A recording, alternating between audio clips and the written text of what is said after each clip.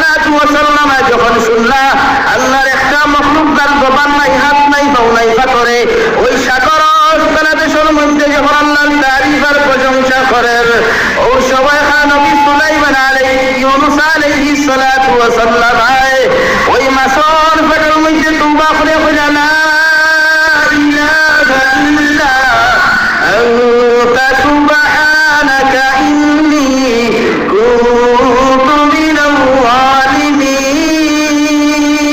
আল্লাহ, ওই দুনিয়ার জমিনের মধ্যে আমি জানি নাই, আমি বুঝি নাই, আমি আমার নফসের রূপে জুলুম করেছি রে দয়াল। আমি জানি আপনি ছাড়া কোনো মাবুদ নাই, কোনো বন্দেগী নাই, আপনি একমাত্র আল্লাহ, পৃথিবীর সমস্ত জিনিসের মালিক একমাত্র আপনি আল্লাহ। আমি ইউনূস আলাইহিস সালাম আমার নফসের রূপে জুলুম করিয়া আমার কোমরে ঢুকা দিয়ে আমি আওয়াজ লাগছি রে দয়াল। আমি আল্লাহ তাআলা তোমার কাছে তওবা করিয়া